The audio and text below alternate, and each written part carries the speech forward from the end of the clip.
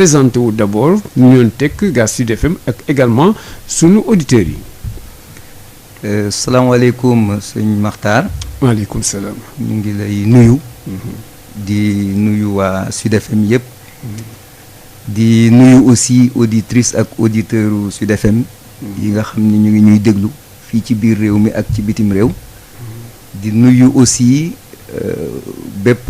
suñu nattaango boo xam ni dañu nekk ak moom banque agricole te ki ci jiitu doon directeur général bi di Malick Ndiaye. donc ñu ngi ñëw fekk si la tey pour waxtaan ak yow ci li nga xam ni moom la banque agricole di liggéey di jëflanteeg ay clients di ko contribuer aussi ci économie nationale. te ñu ngi ñaan aussi émission bi nga xam ni moom la ñuy commencé bala ñu cee jóge ñi nga xam ni dañuy déglu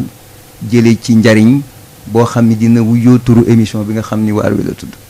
voilà Cheikh Ndiaye may fàttali yow yaa amee direction commercialisation ak marketing bu LBA la banque agricole beneen gan gi nga xam ne moo toog kooku mooy Abdou Aziz Diédhiou ma bàyyi la nga nuyoon teg mbokk auditeurs Sud FM yi ak mbokk auditeurs yi ak kilifa Sud FM yi. waaw jërëjëf sëñ Matar maa ngi gannaaw ba mu sante yàlla julli si yonentu yàlla Muhammad sallallahu alayhi wa sallam ñu ngi sant suñuy waajur nuyu suñu auditeurs yi ñuy déglu yëpp à travers le Sénégal ak bitim réew rafetlu comme nu ko sama naataango Cheikh Ndiaye waxee émission bi ñëw tey nar a waxtaan ak yow si liggéey bi nga xam ni ñu ngi koy def banque agricole si suñu njiitalu suñuy kilifa yi nga xam ne ni ñooñu dooleel ñooñu may tamit mën-mën ak pas-pas bi nga xam ne nii ñu ngi koy liggéey banque ba ñëw rek nar a waxtaan ak sénégalais yi nar a waxtaan ak monde bi parce que seen rajo bi ñu ngi koy déglu fépp sottante xalaat yaakaar tamit te am si maanaam yaakaar bu wér ne émission bi dinañ si jëlee njëriñ bu rëy rëy bi nga xam ne ni dina jëriñ donc dëkk bi jëriñ économie bi jërëjëf. voilà Abdou Aziz Diédhiou may xamal suñu mbokku auditeurs yi yow yaa amee département études et stratégie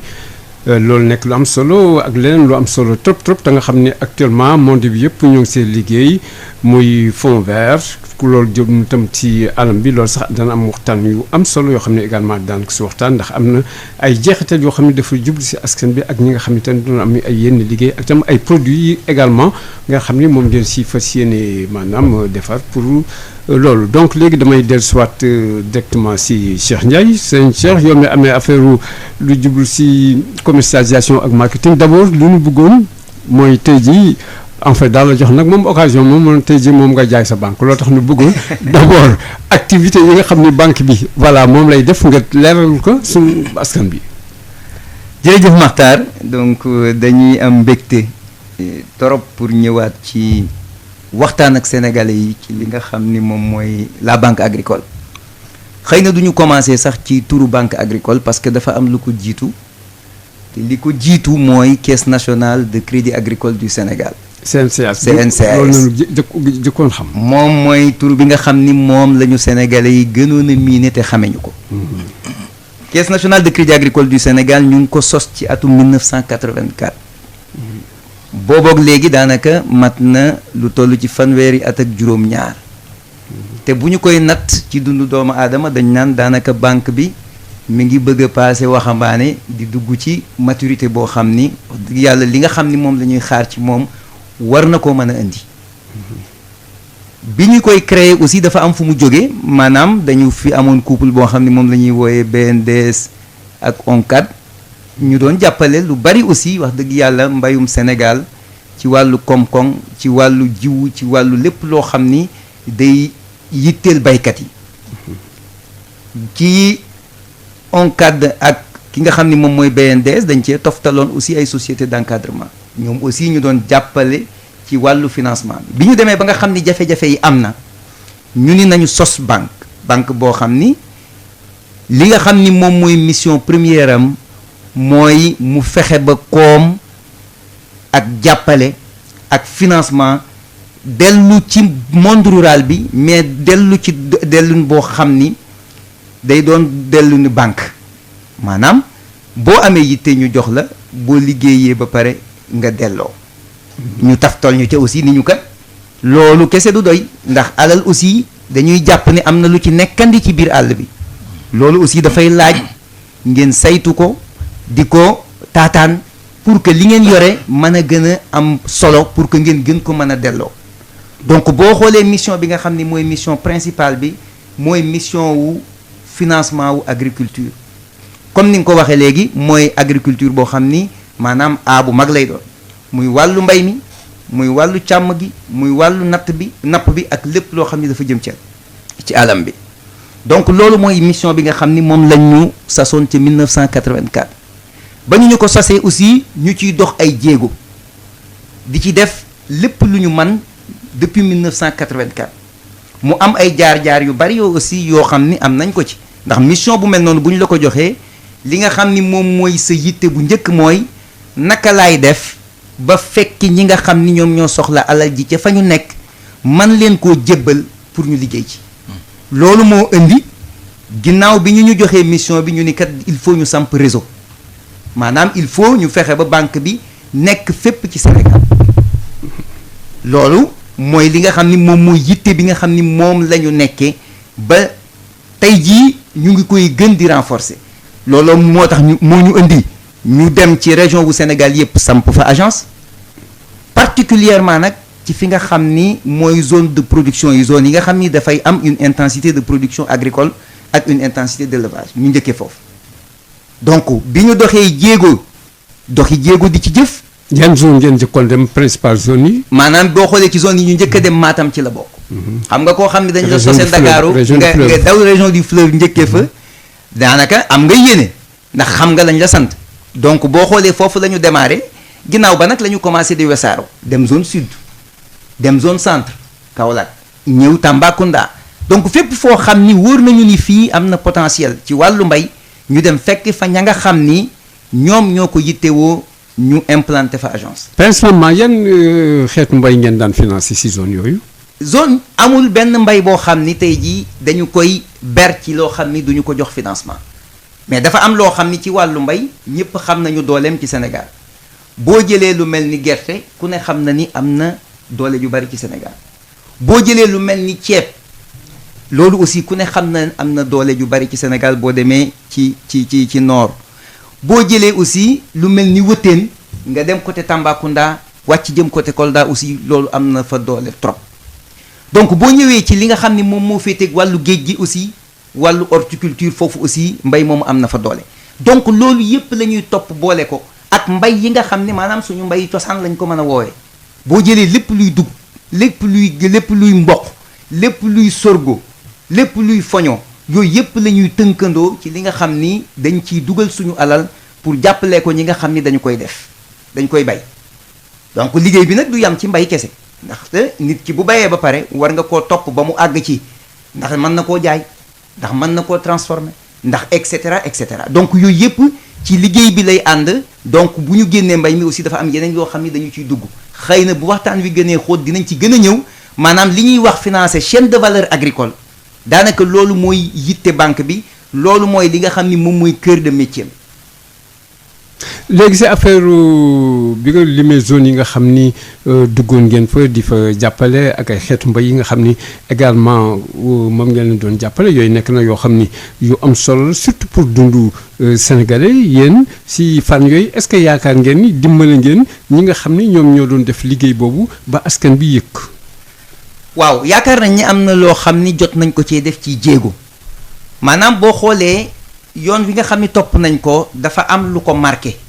li ko gën a marqué mooy bi ñuy doog a commencé xam nga li nga xam ni moom moo gën a jafe te li ñuy jàmbat mooy soit li nga xam ni taux yi nga xam ni dañ koy appliquer mën naa cher wala boog ñu ni ñu koy joxee du gaaw. bi ñu doxee ba 1997 ci la état du Sénégal toogaat ak banque bi toogaat ak mbootaayu baykat yi. ni nañu jéem a tëggaat xool li nga xam ni rythme bi nga xam ni moom la banque bi di doxee ci wàllu financement ba 1997 il faut ñu accélérer ko bu ñu bëggee suñu mbay am alal ju bari juñ ciy dugal loolu moom mooy indi benn protocole bu ñu signé woon en 1997 boo xam ni état bi dafa dugalaat loxoom ci biir ni kat man dama bëgg taux d'intérêt yi nga xam ni moom la banque bi di appliquer producteur bi man ma am lu ma ci subventionné ni kat mbay aussi bari na yàqu-yàqu dañoo bëgg bu amee yàqu-yàqu ñu am loo xam ne ñun dañ koy jël ci alalu état bi jàppalee ko banque bi pour mu mën a continuer mais mu bañ a arrêté di jox baykat bi pour mu continuer di liggéey yenn saa yi aussi mu am loo xam ni dépendrul ci baykat bi day jekk ba caag rek mu doon yàqu-yàqu maanaam li ñuy woowee calamité mu am lu yàqoon loolu bari loolu aussi état bi dugal ci loxoom mais gis nañ ni bi ñu jógee ci jéego boobu daanaka mbir mi dafa gën a am doole dafa gën a yokk boobu ba léegi nag arrêté wul dëgg yàlla loo xam ni la année bu jot mën nañu dinañ ci teg benn jéego boo xam ni mooy gën a kawe jéego bi nga xam ni moom la ñu tegoon.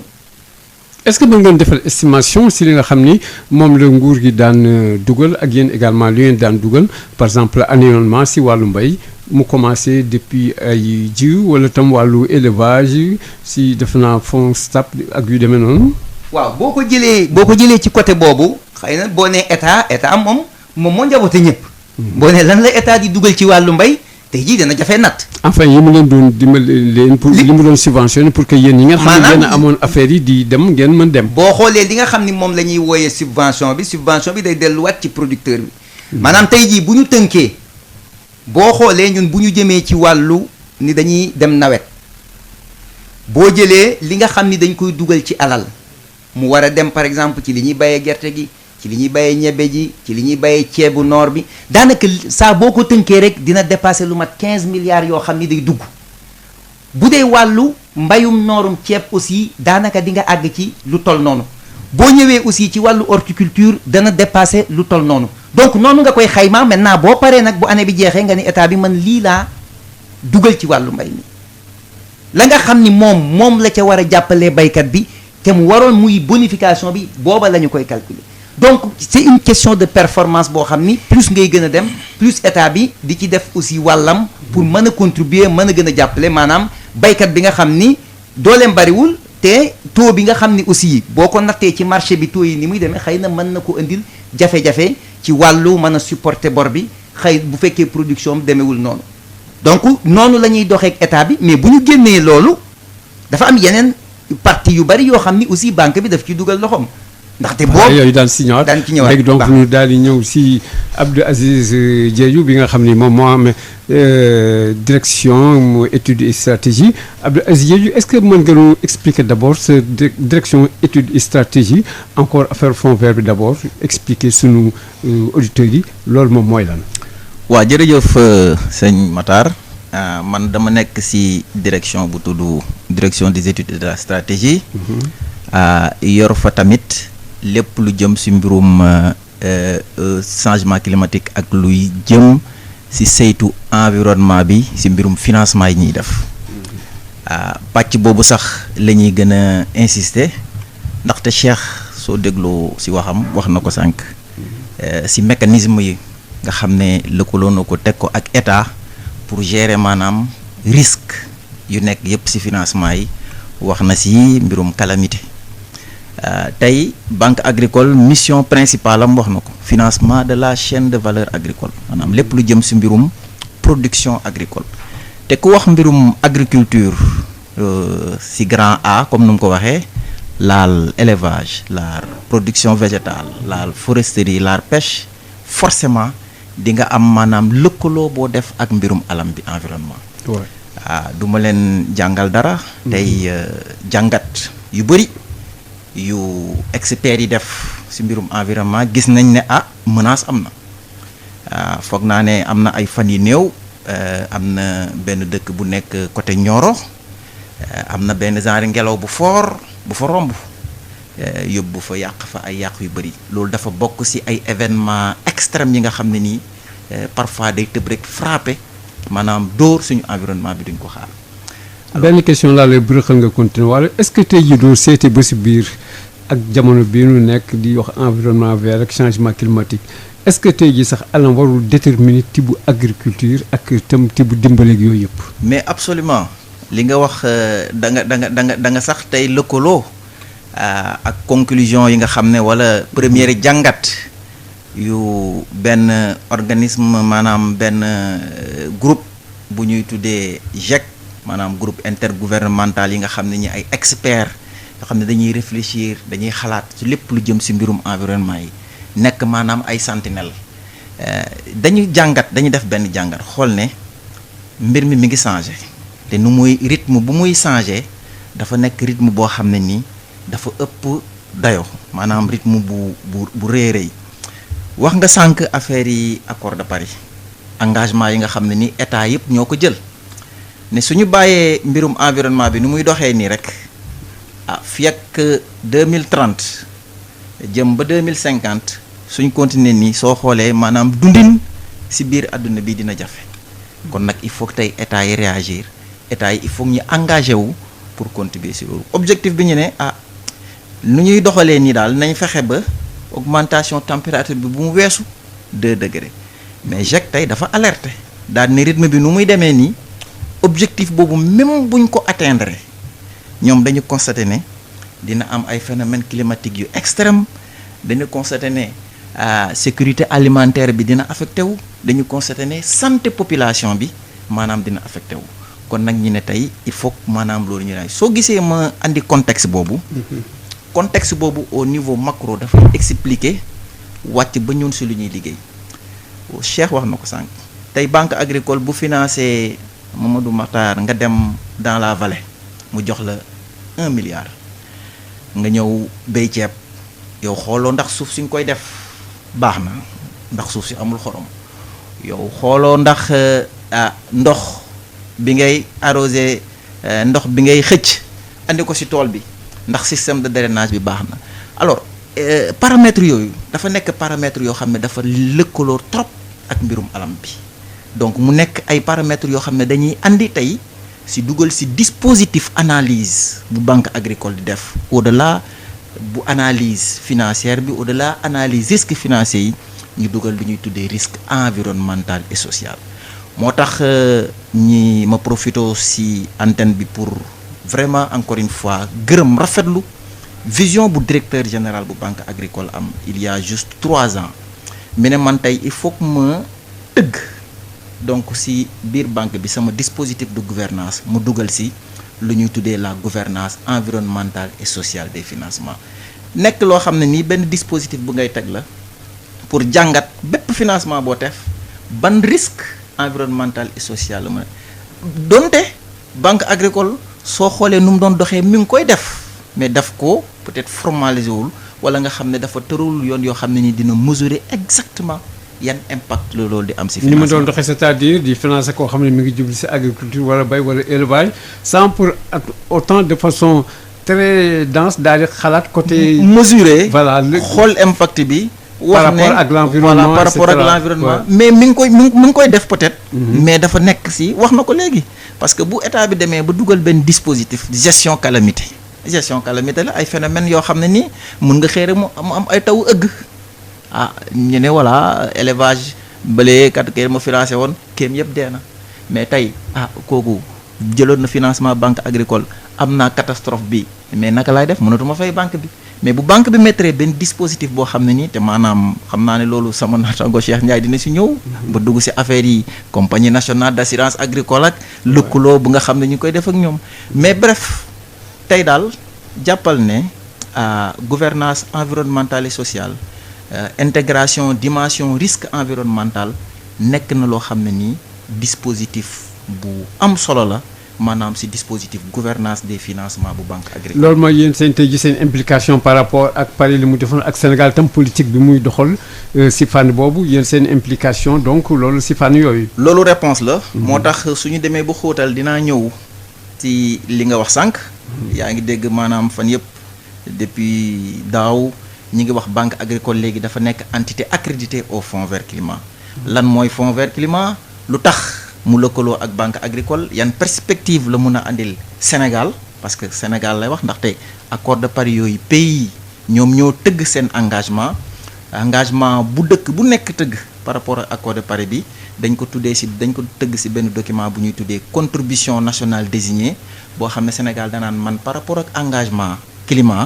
engagement mondial bu climat yu pays yëpp jël man Sénégal lii jéego laa ciy def lii laa si def. voilà donc daan dellu si waat si loolu léegi ñu del ñëw si Cheikh ñu jeexal ak li nga xam ne moom noonu doon wax ak chaîne de valeur bi may fàttali mbokki auditeurs yi yéen ngay topp seen émission waar wi si Sud FM tey jii nag waxtaan bi mi ngi nekk waxtaan boo xam ni bu yaatu lay doon waxtaanu xam-xam loo xam ni tam dañ leen dimbale bu baax a baax si ñi nga xam ni dañuy liggéey si wàllu agriculture élevage pêche ak alam bi loolu def naa doo ko tuddee rek da nga tudd lépp ndax tudd nga biir tudd nga tam li nga xam ne tam moo nuy sàmm te xam ngeen ni yéen ñëpp jamono yii nu nekk yéen a ngay gis yenn façon tàngaay yu métti yéen a ngay gis sax yenn saa yi mën na taw benn yoon mu daal di toogaat weer dootu gis taw wala na mu daan tawee taweetu ko loolu yëpp nekk loo xam ni si dundin bi defe naa day gën fës te dundin moom lu ko laal rek moom dafay mel na rek moom lépp moo yàqu léegi nag donc loolu ba ma amee rek loo tax ñi nga xam ne ñooy suñu sponsor la banque agricole ñu tuddee ko LBA ñoom tey jii ñoo toog ngir war nu seen xam-xam si fànn boobu ak ñoom tey jii lu tax ñu jóg di xar seen tànk tubéy ngir daal fexe ba ñi nga xam ni dañ leen daan dimbale bi di wuy waaye itam ñu am ay direction yoo xam ni moom lañ koy jox yu ànd ak li nga xam ne tey jii jamono bi moom moo fi nekk maanaam moom la laaj donc léegi ma dellusiwaat si Cheikh Ndiaye li ma lay laaj sànq ñoo ngi doon dugg presque sax si chaîne de valeur ba nga commencé di expliquer waaw yëf yi nag ni mu demoon gannaaw fa nga jógee je pense c'est une bonne chose wane ONCAD ba fi nekkoon ak cheminement bi ngeen def ak lëkkaloo tam ak état bay ñëw waaye ba nga dugg si chaîne de valeur bi nag ndax tuddoon nga li léegi moom majorité sax passé na ko ndax dem naan fanweer at ak lu ëpp donc war na am léegi yeneen yu bees def naa tam xëy na loolu ñàkkul ni looloo tax léegi ngeen daal di changer tout jóge si kees na daan wax léegi daal ñëw si LBA la banque agricole. waaw jërëjëf Makhtar loolu moom lu ñu sawar a ñëwaat la. ndaxte même ci explication yi nga xam ni ci départ bi li nga xam ni moom la ñu doon sampé démarrage bi dafa am ci loo xam ni fokk ñu complété ko maanaam réseau bi nga xam ni moom la ñu yor nan la tëddee. maanaam dafa tëddee ci lu ñuy wooyee 6 zones. maanaam zone boo jël ci Sénégal boo nee centre boo nee sud boo nee est boo nee nord boo nee ouest ba Dakar maanaam muy 6 zones yi nga xam ni zone bu ci nekk dafay regrouper ay agences tey jii li nga xam ne yor nañ ko ci ay agences aussi daanaka mi ngi toll ci 39 yoo xam ni ñoo ngi fonctionner mais am na ci yoo xam ni 6 à 7 yoo xam ni ñu ngi leen di waajal donc ci biir 2022 bi yaakaar naa dinañ jege 45 wala 46 yoo xam ni dina war a mën a fonctionner loolu nag bi ñuy dox. muy màgg comme ni nga ko waxee mais yooyu nga tudd léegi la agence yi bari na yooyu. yan critères ngeen teg ngir daal lu implanté wu agence si par exemple telle zone prioritaire yi yan la woon si par rapport ak agence yi. waaw bu ñu delloo ci suñu mission de départ rek dinañ xam zone prioritaire yi ndax wax naa ni bu ñuy tànn lu ci bëri. ba ñu nee sos nañ ñu dañu ni fa nga xam ni fa la mbay ma di gën a yëngatoo fa la ñu njëkkee. donc ba léegi aussi ci dynamique boobu la ñu nekk parce que mbay kenn du ko financé xëy na boo nekkee ci biir Dakar bëgg financé koo xam ni day bayee biir Dakar donc fokk nga dem ba jege ña nga xam ni ñoom ñooy bay nga mën a nekk ci seen wet li ñu soxla nga mën leen koy jox ba pare di ko topp donc critères yi nga xam ni yu ci bëri moom la ñuy tànn bu ñuy dem ci àll bi mooy foo xam ni aussi dinañu fa mën a joxe koom boo xam ni dinañ ko mën a bayee donc looloo tax boo jëlee maillage bi maillage la boo xam ni jafe na peut-être nga gis ko ci maillage yi nga xam ni moom la ñu am ci système bancaire bi en terme d'implantation parce que fi nga ñuy fekk te doo fa fekk suñuy naataango bari na bu ñu jàppee rek agence yi nga xam ni moom la ñu mujjee tijji boo jëlee fu mel ni Pété mooy bi nga xam ni moom la ñu mujjee tijji fu mel ni Kanel ña nga koy waaj fu mel ni Mboro ña nga koy waaj fu mel ni Toubacouta ña nga koy waaj donc foofu ay zone la yoo xam ni xëy na boo demee boo fa fekkee banque agricole bala la faa keneen a fekk te damay rappeler aussi ci jëmmi jamono lu yàggul dara boo musaan jóge Kaolack di dem Tambacounda bu la opération bancaire raté Kaolack Tambacounda nga koy defee te tey boo demee Kaffrine banque agricole moo fa njëkk a implanté wu ba ñu fa jógee dañoo xuus jëm Koungheul boo demee Koungheul fekk ñu fa ña ngay pare boo xam ni ma nga Koupentoum donc maillage bu mel noonu lañ yor parce que zone boobu dañu jàpp ni c'est une zone qui est économiquement dense donc loolu dana firndeel un peu question bi nga xam ni moom nga ma laaj bi ñu doxee aussi ba jëmmi jamono ñu taxaw seetlu boobu ñu ngi ko def en 2018 li ñuy wooyee suñu plan d'affaires wala boog plan synergie 2022 lañ ko tuddee muy plan de développement stratégique boo xam ni dañ ko nas en 2018 bi ñu ci egsee ñu taxaw seetlu ñu ne kat mbir mi am na loo xam ni fokk ñu xool ko maanaam concurrence bi bari na actuellement ci système bancaire bi Sénégal dëkk bu ndaw la mais dëkk bu bari ay banque la beneen bi ñu ni aussi sur le plan réglementaire li nga xam ni aussi ñu ngi koy teg banques yi pour ñu gën a ñoŋ mi ngi gën a dëgër loolu nag ñaar yooyu bu dajee il faut ñun ñu taxaw seetlu suñu toogaay ak suñu repositionnement ci système bancaire bi naka lañ koy defee ñu tëgg benn document boo xam ni moom la ñuy woowee plan de développement stratégique synergie 2022 loolu moo ñu indil ñu ni kon dañuy sukkandiku ci ñetti levier levier bu njëkk bi dañu ni image bi suñu image il faut ñu refondre ko carrément loolu moom booy dund ba am fanweeri at ak juróom-ñaar sañ nga ni nag xaaral nag ma xoolaat ndaxte nag kees googu dafa am lu bari lu ci laxasu parce que damay fàttali souvent bi ñu nee banque agricole la ñu ci bëri ñëw nañ sax ni ñu enfin vous êtes devenu une banque parce que yaakaaroon nañ ni doonuñu woon banque auparavant boo nee kees dañ lay xaw a méngale caisse de crédit mutuel. waaw benn keesu rural rek. voilà alors que ba ñu ñuy sos lañ doonoon banque. donc xoolaat suñu tur xoolaat suñu melokaan dafa laajoon ñu jiital ko ci levier yi nga xam ni bu ñu bëggee repositionné wu moom la ñuy jiital beneen bi ci topp ñu ni aussi il faut ñu renforcer suñu communication institutionnelle. te yaakaar naa lii ñuy def nii tey jii wuyu na un peu la ñu tëggoon ci plan d'affaires ba synergie 2022 beneen bi ci des ñu ni suñu offre commerciale fokk ñu développer ko donc boo xoolee ñetti levier yooyu nga xam ni ci la ñu samp daanaka day wuyu ci li Abdou Aziz mujjee indi li ñu naan finance climat am na yeneen yu bëri yu mu indiwaat muy maanaam sur le plan digital finance digitale am na yeneen offre de produit yoo xam ne àndaat na ci te loolu lépp mu ngi soqeekoo ci loolu bi ñu nee nag dañuy changer refonte de notre image dañu ni tour bi dañ koy soppi logo bi dañ koy soppi couleur yi dañ koy soppi signature bi dañ koy soppi. offre commerciale bi nag. bi nga offre commerciale bi moom laa la wax. offre commerciale bi dañ koy développer. offre commerciale bi bu ñu ci duggee tey jii boo jëlee ay produits yoo xam ne yoruñu ko woon booba. dolli nañ ko ci. ñu boole ci nag tegaat ci ni même bu fekkee bi ñuy tëgg suñu plan d'affaires. dañu delluwaat encore ci suñu cosaan toogaat fa parce que xam nañ ni suñu cœur de métier. base bi ñu ni nag suñu vision. mooy rester encore leader ci financement wu chaîne de valeur agricole de façon très claire. li ci des nag boo liiree signature bi di nga ko xam. dañu ni expertise mooy li nga xam ni moom la ñu man te xam ko ñëpp xamee ñu ko ak ouverture te bu ñu jéggee ci loolu day wane ni amul leneen lu benn banque di def banque classique te duñu ko def. donc ñun dañuy def li banque classique yi di def ba pare ñëw def leneen loolu ñuy def nag kooku moom buñ ci xuusee di nga xam lu tax sax ñu xaw ci wéet yenn saa yi ci benn pàcc bi. waaw loolu mën nga si ñëw. leneen loolu ngeen def te ngeen xaw si wéet si benn pàcc bi pàcc boobu ban pàcc la. ak lan moo ko def particularité boo nattee li ñu naan financement de l'agriculture. boo jëlee wàllu mbay mi bala ngaa bay da nga wuti ay intrants. côté boobu. boo jëlee par exemple programme yi nga xam ne. intrant mooy li nga xam ne dafa nekk ay engrais ay jiw ak muy engrais. liy jiitu daal mbay du commencé moom waaw. loolu fokk nga jëfandikoo ko. boo xoolee tey bu ñu nee ñun dañuy financer chaîne de valeur bi foofa la ñuy commencer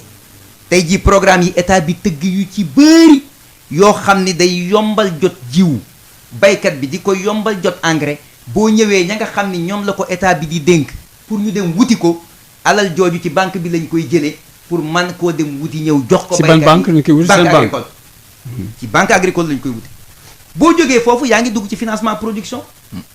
foofu laa ni bu ñu dawalee tuuti rek daanaka xaw fee wéet ndaxte ñépp dañoo d'accord ni ab dëkk du développé te mbayam développé wul. production bu développé wul mënuñu développé. donc ak autosuffisance boole si. te tey jii ñépp xam nañ ni li coow li bari Sénégal. production bi ñu fi def doyul. waaw parce que bu doyoon ñu koy génnee di ko jaayi te la ñu cay jaayi daanaka bu ñu génnee jaayi sax la ñuy dese dootuñu doy. donc foofu dañ ko war a yokk ak doole mais production lu tax doyul aussi la mu war a àndal lépp xëy na ñëwul maanaam dinañ ci def doole ci wàllu financement mais pourquoi nanguwuñ cee def doole ja nga xam ni moom la laaj ndax boo jëlee mbayum nawet dañu naa la bu dee banque dañu naa la daa bari risque. maanaam mën ngaa financer du taw wala nga financer mu taw ba ci digg ba taxaw wala nga financer mu taw ba pare na mu tawee taxul producteur bi am lu mu la fayee donc yooyu risque yooyu boo xoolee daanaka système financier bi lu ci bëri moom la ñuy daw donc foofu boo ñëwee boo demee au nord at mu jot muy ci diggante mbayum ceeb nord ak nawet banque agricole dina ci dugal lu mat 15 milliards jëm 16 milliards boo jëlee wàllu tamaate naka noonu boo ñëwee ci gerte gi naka noonu boo ñëwee ci wàllu pomme de terre ak oignon li ak soble beeg lépp lu jëm ci horticulture noonu foofu risque yi mooy waral kenn du fa buuxante pour joxe xaalis te saa boo demee di nga fa fekk banque agricole bu ñu jéggee loolu nag ba mbay ma ñor ñu ni kat lan moo ci topp ñu ni ay ca nañ jaay moom ci la ñëpp sawar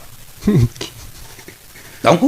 li ngay jaay di nga ko gis ki ngay jaay mën nga koo natt ba pare doog a génnee xaalis jox ñu jënd jaay delloo la bu ñu nee transformation foofu aussi mën nañ faa am ci système bancaire bi ñoo xam ni dañuy ñëw contribuer mais de façon globale le financement bi nga xam ni moom la agriculture laaj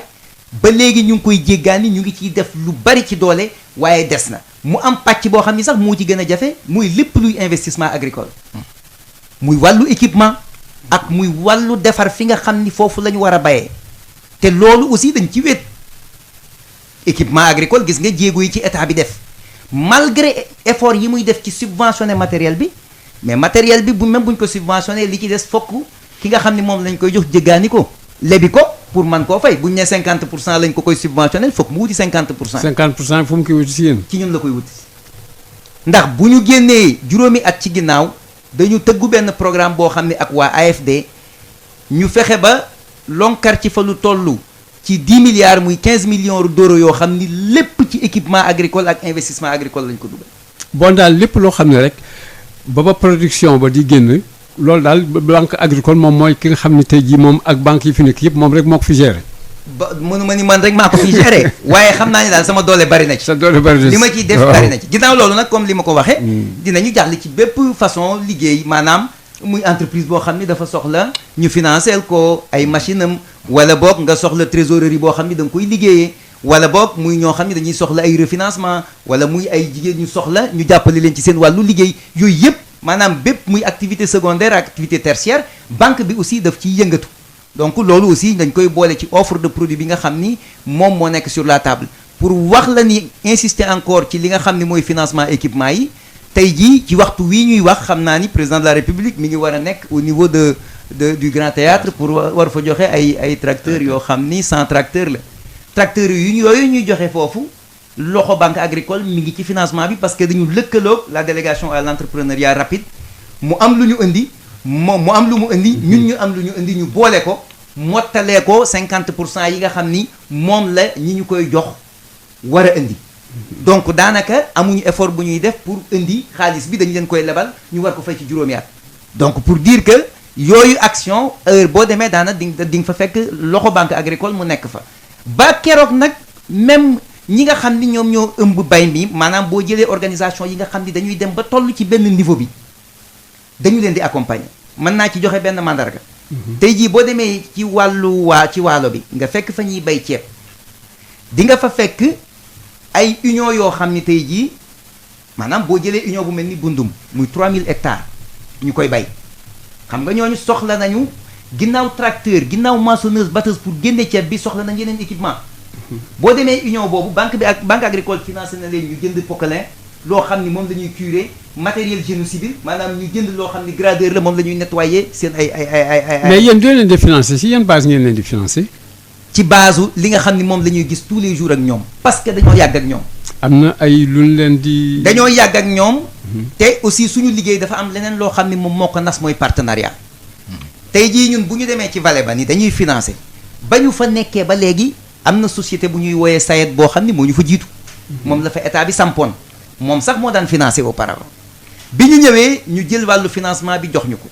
ñu booboog léegi ñu ngi lënkaloog moom tey jii boo soxlaa xaalis ci banque agricole dañu naa la demal ci SAED mi nga xam ni moom la état bi dénk mu gérer wàllu mbay mi sur le plan technique ñu joxe seen visa que ni yow mi fii nga war a bay ñoŋ na te am na ndox suuf sa baax na te SAED moom mooy wut aussi ay agent ñuy ñëw di ñu saytu donc bu ñuy liggéey ñun du liggéeyu banque kese boo xam ne dañuy ñëw di ko def mais dafa am liggéey boo xam ne liggéeyu développement la. day lëkkaloog ñi nga xam ne ñoo nekk si terrain ak liggéeyu développement. parce que nag bu ñu génnee ci loolu aussi ñun ay agent de développement la ñuy doon ba pare doog a doon ay banquiers. voilà def naa jot ngeen dégg léegi li nga xam ni Cheikh Ndiaye moom la doon expliqué def naa sax mi ngi leeral seen bopp si maanaam fi nga xam ne foofu ngay jaar pour mën jot ñoom seen ay financement ak état bi également yi nga xam ne moom lay joxe ak ñoom tam loxo yi ñuy dugalante ba nga xam ne loolu mooy yombalal kii baykat bi wala organisation bi wala ku bëgg def dara si wàllu mbay wala élevage wala lu mu mënti doon rek nu mën am li nga xam ne moom lañ soxla si wàllu jumtukaay ak yu demee noonu léegi nu dellusiwaat si Abdou Aziz Abdou bi moom nee na ma koy préciser bu baax a baax Abdou Aziz Diédhiou voilà sànq bi ñuy bàyyante ñoo ngi doon nekk tout juste si affaire fond vert nga waroon dellu si pour expliquer nu loolu. lan lu mooy mu tëgg voilà luy maanaam luy fond vert. voilà pour ma dellusiwaat tout si fond vert. damay continuer waat. maanaam expliquer la dox bu ñu dox ba ñëw foofu. sànq sama naataango Cheikh sama collègue ba muy wax na ci plan stratégique bu banque bi tëral muy synergie 2022 maanaam juróomi at yi 2018 ba 2022 orientation boo xam ne ni banque bi daf ko teg tënk ko ci benn vision bu leer bi nga xam ne nii vision bi maanaam lal bi mooy comme nu mu ko wax rek ñi ancré wu wane suñu doole suñu professionnalisme ci financement chaîne de valeur agricole waaye aussi ubbeeku boobu nag ba ñuy tëral plan synergie 2022 dañ ci def am ay composantes yoo xam ne parce que wax na ko banque rôle am financement la ku ñëw soxla financement nga financé mais pour nga mun a financer dafay fekk tamit nga am benn lii maanaam de ressource maanaam xaalis bu dëgër donc ci composante synergie 2022 boobu daf ci am benn pàcc bu am solo bu tudd consolidation de la structure financière de la banque parce que sollicitation yi bëri na ressources yi au niveau de la place bancaire yombul te clients yi soxla nañ financement mais wax na ko banque yi foo dem ñu ne la crédit bi dafa cher crédit bi maanaam pour nga am crédit ci banque dafay métti te soo xoolee encore une fois lu ma waxoon ci composante bu banque agricole di financer daf ci am maillon boo xam ne ni changement climatique environnement bi daf leen la important bala ñuy ñëw foofu nu bàyyi def naa war nañ ñëw léegi si li nga xam ni moom mooy publicité bi ñuy def pour la banque agricole LBA ak sunu technicien Pape Laye Dieye pare nga.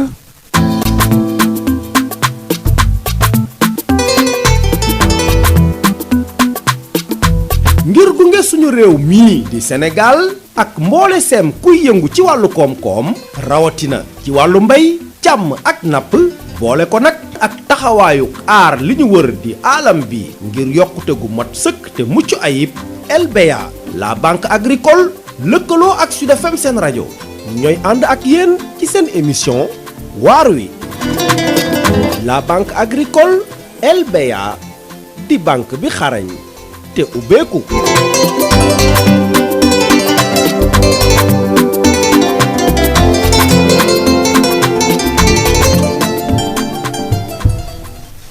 voilà mbokk auditeurs yi delluwaat suñu plateau Abdou Aziz Diédhiou moo doon expliqué ba Abdou Aziz yaa ngi woon ci affaire fond vert ma bàyyi la nga continuer. waaw damay jëlaat foofu rek. parce que daf ne banque bu xarañ te ubbeeku boobu nag moo tax tey maanaam ñu ubbi. maanaam partenariat bi ba jëm si ne tey financement climat maanaam financement vert naka lañ ko war a mun a téye naka la ñu war a mun a accompagner maanaam économie Sénégal ba mu nekk une économie résiliente. parce financement climat c'est pas risqué kooku tam beneen risque la. financement yëpp am risque. waaye moom parce que bii moom. waaw. loolu moom damay bàyyi banquier bi. banquier bi daal di waaw moom dugg si waaw si parce que amul financement bu amul risque. amul mun naa ne sax amul activité bu amul risque. waaye lu am solo rek mooy nga mettre un excellent cadre buy analyser risques yi te nga teg également yan mesures de mitigation loolu lañ liggéey si at yi ñu génn mooy politique de gouvernance environnementale. mitigation mooy lan moom. mooy maanaam risque bi lii la man yoon yi laa tëral. pour maanaam mooy war a amoindre risque bi. waaw mën wàññi risque bi moo war a mën a wàññi risque bi. loolu moom tëgg nañ ko am nañ ko mooy suñu politique de gouvernance de gestion environnementale et sociale boo xam ne nii financement bu ñu mënta jox rek su Cheikh Ndiaye waree def benn étude d'impact dama ko naan waa d'accord man de mën naa ko financer waaye foog ma won ma étude d'impact bu nga def impact yi financement bi war a am lan la war a andil dëkk bi lan la war a yàq te li mu war a yàq lan nga si war a teg. loolu nag cadre boobu dañ si liggéey vraiment si ñett at yi ñu génn bugg nag ubbeeku nag xool par rapport ak suñu stratégie consolidation maanaam suñu structure financière xool yan ligne de financement la ñu war a ubbeeku par rapport ak partenariat bi directeur général bi ne tey foog ñu xool nag tey ligne de financement climat yi ligne de financement vert yi naka lañ siy duggee looloo andi suñu ubbeeku si fonds vert climat banque bi dugg si benn processus boo xam ne nii ñett at lañ ko tëral lañ ko dawal muy accréditation au fonds vert. fonds vert mooy lan wax naa la sànq ne pays yi monde bi dañuy tënk seen engagement yépp si ay contribution yoo xam ne nii dañ koy jëmale par rapport ak réponse ñoom yu ñu war a joxe si accord de Paris bi lu mu waxoon ne par rapport ak changement climatique bi il faut que dëkk bu nekk jox ñu contribution moom la ñuy tuddee contribution nationale désignée ne ma man par rapport ak engagement yi lii laa war a andi lii laa war a andi. en retour dëkk yooyu lu ñuy am. en retour mais c'est sauver le monde c'est sauver le climat pour sauver également nos économies. wax naa ko sànq soo xoolee début bi dama alerter jox leen un peu prévision yu groupe intergouvernemental yooyu nga xam ne experts environnementaux def parce que bu ñu demee ne tey suñu d'ici dinañ toll foo xam ne nii 130 millions de personnes laa wax dinañ dem ba dinañ dugg ci pauvreté extrême bu ñu bàyyee nii muy continuer d'ici 2030 kon baax nañu taxawkat pour xool ne suñu continuer di gérer environnement bi nuñ ko gérer ni du baax léegi mesures yu pays di teg dafa nekk ay mesures yoo xam ne nii dafa jëm ci mbirum adaptation au changement climatique jëm également ci mbirum atténuation maanaam wàññi lépp luy gaz maanaam luy loo xam ne ni mun na yàq en termes de pollution alam bi Sénégal tëgg CDM ne man soxla naa 13 milliards ak lu ko topp 13 milliards de dollars 13 milliards voilà ak de francs CFA ak lu ko topp pour mun a maanaam joxe sama contribution joxe sama participation ci loolu léegi nag fonds vert climat du jël xaalis bi jox ko directement ay entité danaan la dama koy jaarale maanaam ci ay entité accrédité pour nga def accréditation au fonds vert dafa am yoon yu ñu lay jaarale maanaam lu mel ni mbirum examen tey Sénégal benn entité accrédité lañ fi amoon muy centre de suivi écologique banque agricole ñëw ci at yi ñu toll nekkaat deuxième entité accrédité bi waaye lu neex ci accréditation banque agricole mooy banque la organisme de financement la moom mun na porter financement yi nga xam ne nii moo ëpp lu centre de suivi écologique mun a jël tey banque agricole bi tamit beneen maanaam njëriñ bu mu apporter mooy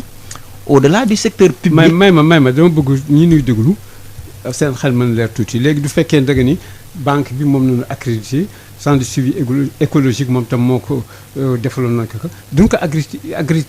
accrédité loolu mooy lan est-ce que par exemple banque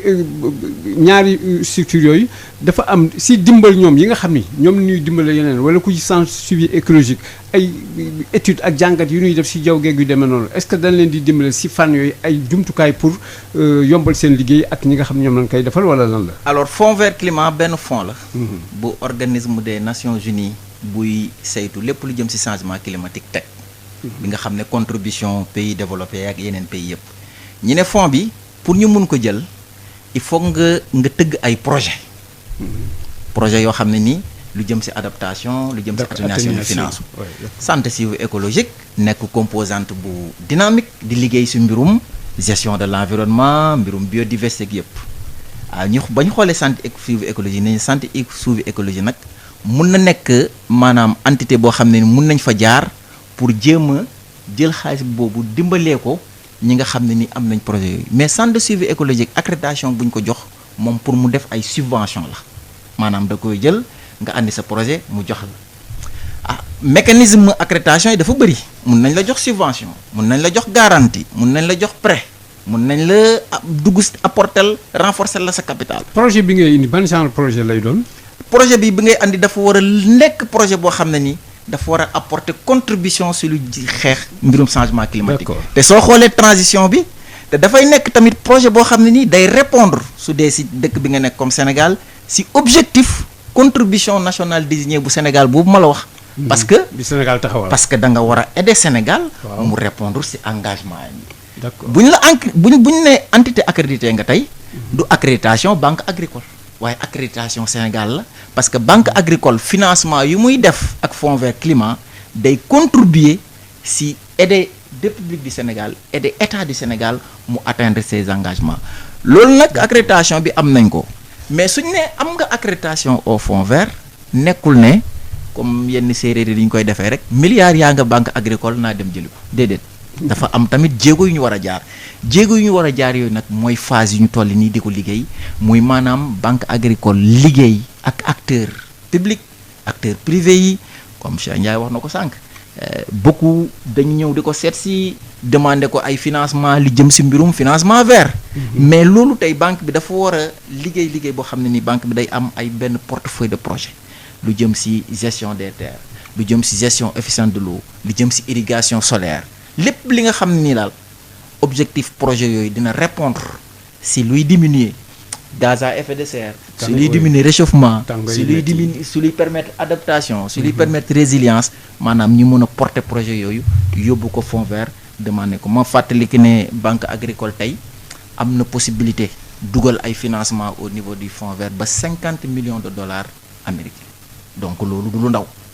donc ñun tey jii rajo bi du fekkee noonu tey jii dañu jógoon bëgg di def ay communication uniquement rek si projet yooyu nga wax concernant diminuer réchauffement climatique rek ak yu demee noonu yooyu bon tey jii banque bi LBA bon dañu mën tey jii jàppale ñun ñu def loolu. émission boo xam ne pour loolu rek. LBA mi ngi lay jàppale déjà ndax commencé na ko uniquement boo xam ne rek la pour loolu la. waaw absolument ñu lëkkaloog également ministère de l'environnement rek peut-être tëgg si projet yooyu benn volet communication. boo xam ne ni voilà dina si dugal Sud FM dugal si yeneen pàcc yeeg yëpp rek pour wax la ne daal tey Sénégal posé na maanaam cadre bi mooy contribution nationale désignée Sénégal tamit posé na ay jalons accompagné ay entités accréditées maa ngi profité si loolu. sànq yaa ngi doon produit fonds vert. voilà produit. doo ko dégg si banque dafay xaw. waaw pour dégg bi dafay xaw jafe. déedéet su ma ne produit fonds vert. ba soo xoolee sama njëkkanteel wax. dama ne banque bi tey li muy liggéey lu jëm si mbirum agriculture mënul bàyyi lépp lu jëm si conséquences liées à l'environnement mais boo ne financement vert mooy financement durable mooy financement propre mooy financement buy lutter contre changement climatique donc tey loolu la ñuy jéem a promouvoir yàqul dara si suñu cœur de métier au contraire mais Cheikh mun na am benn petit producteur bu nekk fële Fongolembi bi nga xam ne nii mais mënul jot si banque classique yi te ma waxaat ne lan moo neex si fonds vert tey mooy fonds vert financement yi muy def ay financement concessionnel la financement concessionnel mooy financement yi nga xam ne nii maanaam dafay permettre ku amul doole accéder si banque classique yi mag yi banque nga xam ne nii yenn taux yi mënoo see jot fonds vert may na la nga mun a am chance peut-être ay say projets yi ngay tëgg nga am financement yoo xam ne day faciliter maanaam accès au crédit nu tax parce que dañ naan en général couche yi nga xam ne nii moom la changement climatique yi di laal ñooñu c'est des couches vulnérables maanaam dañuy sensible donc looloo tax mel na ñan identifier ngeen leen. waaw couche vulnérable yi ñuy dëkk si yenn zone yoo xam ne nii tey ay zones yoo xam ne nii événement extrême yu ma wax mun na leen laal. calamité yeeg soo jëlee lu mel ni jigéen ñi parfois dañ naan la bëgg nañ béy waaye mënuñu accéder à la terre peut-être que ñooñu tey suñu wala ñu ñëw seet si Cheikh Ndiaye laaj leen ay garantie wala ñu mun laaj leen ay yenn sûreté yoo xam ne dañ naan peut-être mënuñu ko am mais yooyu nag tey fonds vert dina la permettre nga tëgg ay mécanismes yoo xam ne dañ naan ñii nga xam ne c'est des couches peut-être parfois exclues du système de financement classique naka lañ mun a xool à partir du développement de l'inclusion financière ba accompagner leen moo tax banque agricole tamit moo wax la ne am na benn politique genre bu nga xam ne nii daf ko orienté ci jigéen ñi ci jeunes yi nga xam ne nii dañ leen war a mun a accompagner voilà ñi développer ay activités yoo xam ne dina leen permettre donc ñu nekk des activités yoo xam ne day renforcer seen résilience par rapport donc au yéen a ko wax de. waaw loolu. daanu ñëw ci ambition après. incha allah. daanu ñëw ci ambition après bon Cheikh Ndiaye nu dellusiwaat si bon sànq def naa ñoo ngi doon bëgg jege affaire risque yi. waaw ba sànq bi di waxtaan sax maa doon wax waaw ñun ñoo ngi wax risque te defe naa gis nañ fi sax benn lu mel ne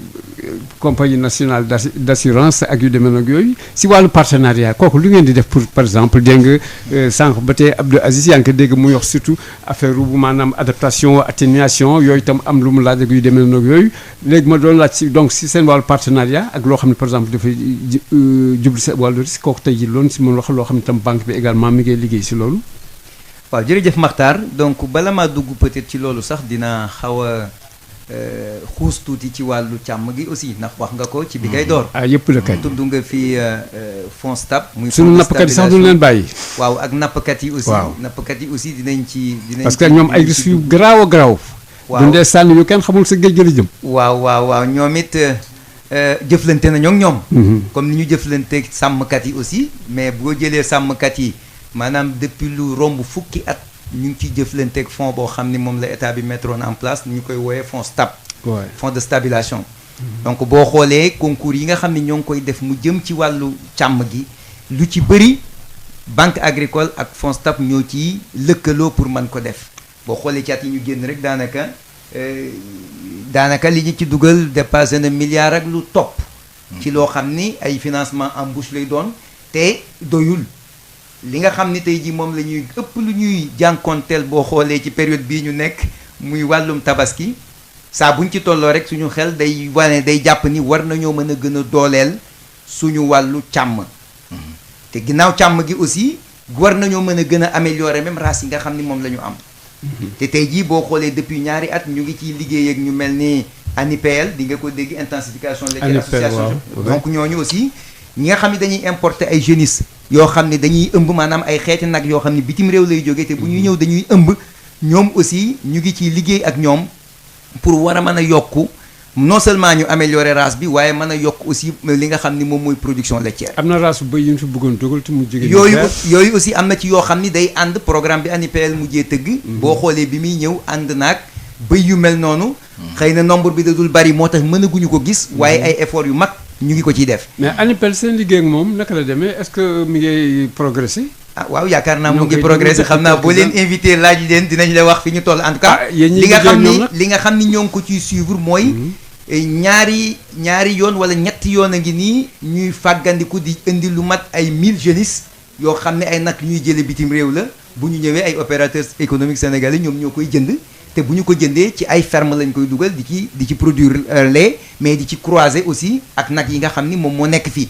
donc loolu moom mën nañ ko ci jàpp. beneen bi transaction ak ñoom est-ce que mi ngi jaar yoon maanaam. waaw alhamdulilah waaw li nga xam ne ñu ngi ko ciy def aussi ñi nga xam ne ñoom ñoo koy jënd ñoo koy yittewoo. bu ñu ñëwee gis ñu comme que ñun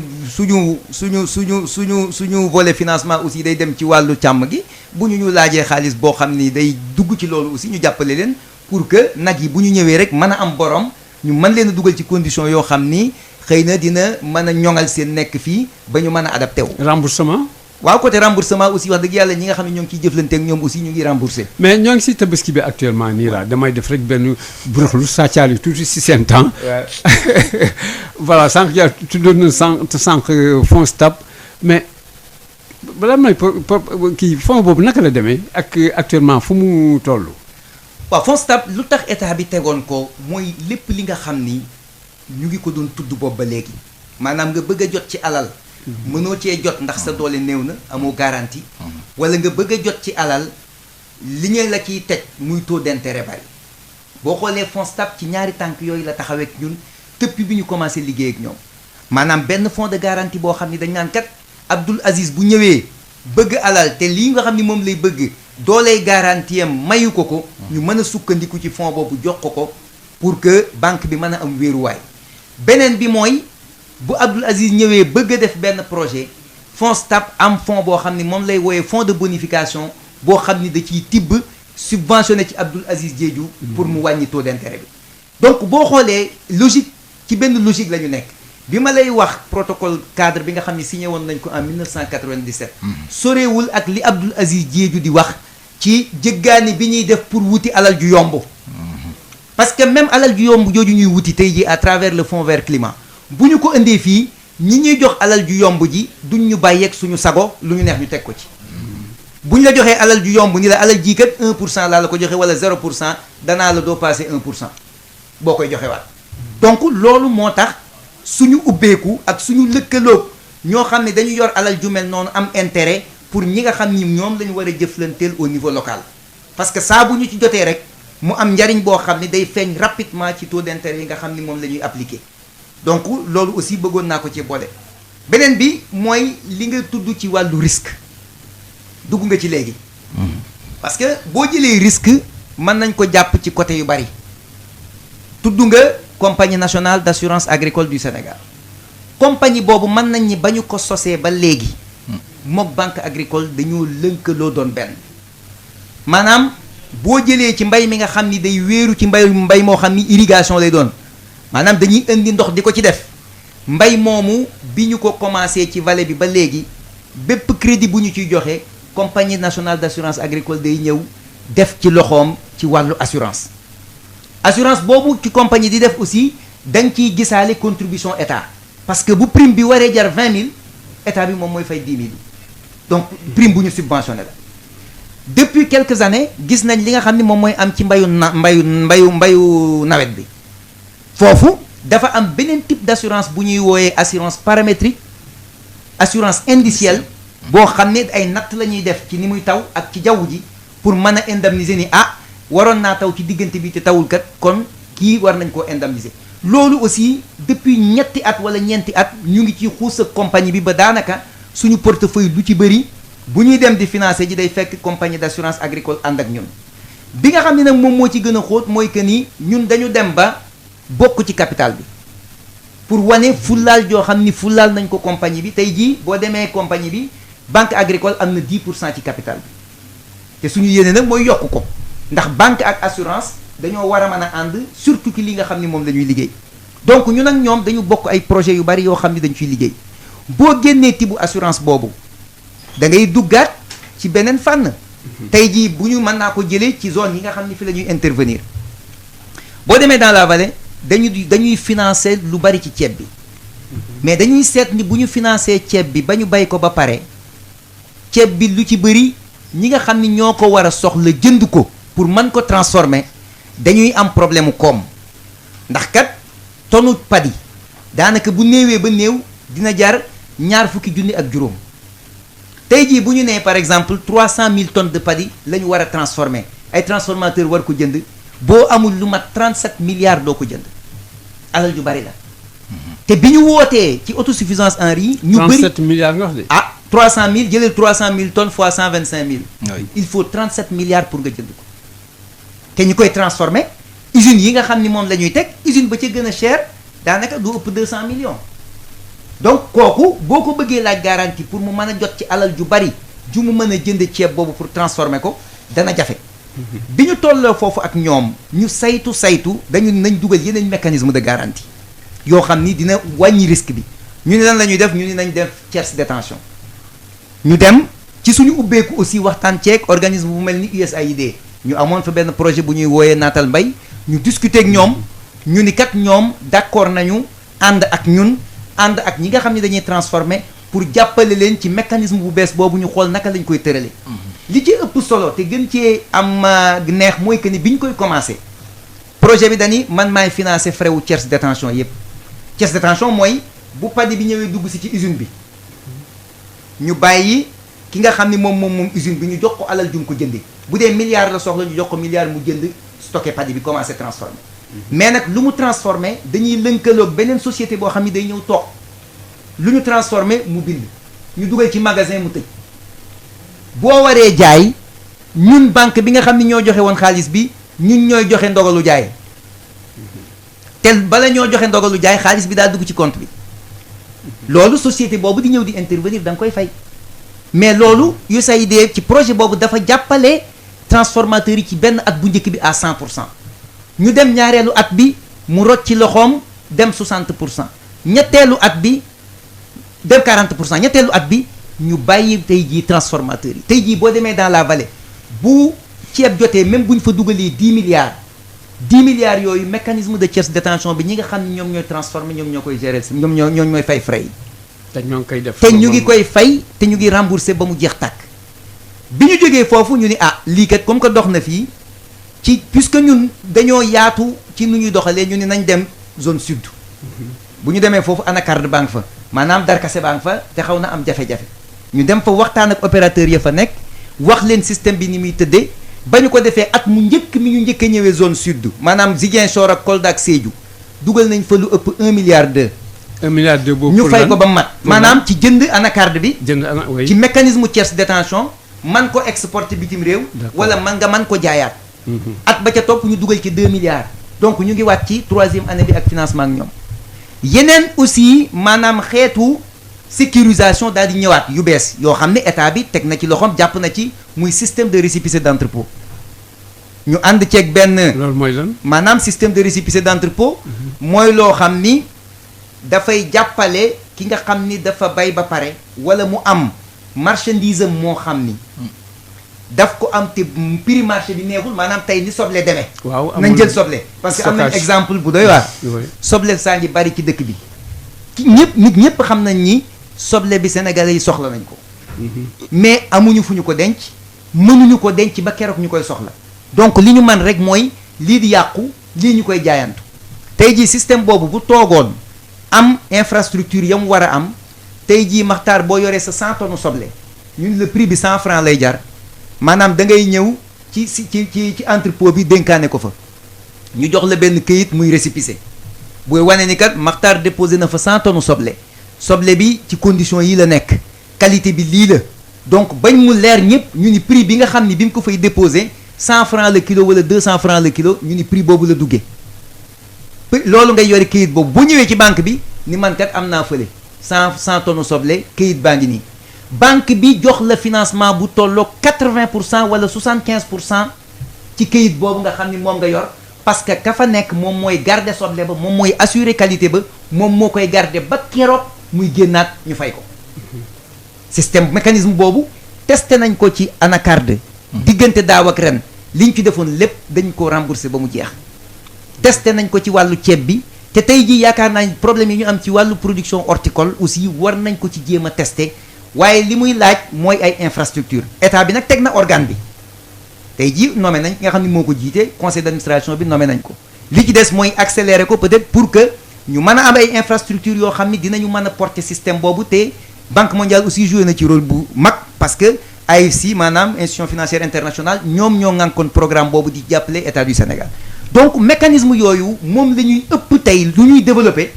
pour que ñu mën a génn systématiquement ci garantie classique bi nga xam ne dañ naa la boo amul titre foncier mënuñu commencer ak yow wala boo amul lii mënuñu commencer ak yow donc sécurisation au crédit li mu ëmb ci wàll boobu dafa bari te yooyu yëpp tey jii daf ñuy dimbali pour ñuy gën a mën a yokk suñuy concours à la production à la commercialisation mais aussi à la transformation. te dafay tax ñu ngay di liggéeyal également ñoom tam ñu nekk si wàllu mbay wala càmm wala lu mu ti doon ñu mën ñoom tam participer par rapport ak li nga xam ne moom la ñu war a dugal. waaw parce que aussi nag ndimbal aussi da cay fekk loxol borom. parce que aussi boo wootee ni kay leen dimbali ma. na fekk aussi nga mën a làmb ci sa poche nu mu néew ak a bari. teg ko ni man kat am naa lii damaa bëgg ku ma mottalil. te loolu aussi nag wax dëgg yàlla ñu ngi ko ciy gis li may wax naan dafa mel ni sax boo xoolee jamono jii nit ñi dañuy delluwaat ci suuf si. dinaa jëlaat encore ci soble. suuf si jeex na. bëgg naa ko waxaat ci soble waaw bu baax a baax ñoo ngi jël sol bu baax a baax mais bëgg naa ñu wax ci parce que boo jëlee soble tey. boo xoolee at yi ñu génn njàmbat bi lan la woon mooy que ni nañu wàññi importation bi. waaw production bi doyul. waaw nañu wàññi importation bi. ba producteur locaux yi jaay. ba pare waaw. waaw tey dafa mel ni dafa am beneen xeetu producteur bu fi nekk muy ñi ñu woy agrobusiness. daanaka suñ production locale moom moo dem ba xaw a sax. xatal producteurs yu ndaw yi maanaam ñi koy def dañ koy def am ci rendement yu bari ça veut dire que foofu aussi war nañ ci mën a réflexion boo xam ni dina mën a permettre nit ñi nga xam ni dañuy bay ñu mën a jaay ci njëg ou bien dañ koy transformer ou bien ñu wut ay entrepôt yoo xam ni dina ko mën a gàddu pour que Sénégal mën ko lekk ci atum lëm mais man li ma bëgg a laajte comme situation bi nga décrit léegi est-ce que banque bi rek voilà mën na xool situation bi ni mu demee waxuma sax état banque bi moom puisque moom tam dafa amee xaalisam ci liggéey daal ni bon taxal man ma jóg si wàllu entrepôt ma defar ay entrepôt wala am koo xam ni dafay ñëw si ay organisation paysannes yi proposer leen dañu bëgg defar entrepôt yéen tam ngeen dugal xaalis état dugal xaalis comme ça nu taxawal. régler le problème loolu kay maxtaar foofu la ñu war a xam nga ku koy wax. daa fekk kay ngir sa loxo nekk ca. xëy na kay na mu war a toll tey ak na mu war a yaatoo. ak nañ ko war a organiser ci la ñuy wax ni lii Abdoul Aziz di tudd ci ñu dem jéggaani parce que aussi alal ji nga xam ni moo lay permettre tey jii nga mën a financer infrastructure yu mel noonu alal ja war naa bari te war naa yomb te fa nga koy jëlee yéen banque yéen waa taxawal fa nga koy jëlee maanaam tey jii bu ma Maxtaar defalee maanaam téeméeri million ci comptam mais bu subaa mën na koo jël si téeméeri millions yooyu mënu ma ko jox Abdoul Aziz mu fay ma ko ci fukki at donc bu may wuti xaalis boo xam ni bu ma koy jox Abdoul Aziz ci fukki at la ma koy fay damay dem ba fexe ka ma koy jox mu lebal ma ko ci fukki at wala fukki at ak juróom loolu mooy jéggaandi bi te bu ma koy lebal aussi ma fexe mu joxe ma ko ci condition yoo xam ne bu ma joxee jox ko Abdoul Aziz bu tabaxee entrepôt nga xam ni dina ko mën a yore 15 ans wala 20 ans mais dina ma mën a fay entrepôt ba du yàqu te du ca sonn te dina am rentabilité. ouais. ma yokk si lu mu wax. parce que lu am importance la wax tey. pour wan la encore lëkkaloo.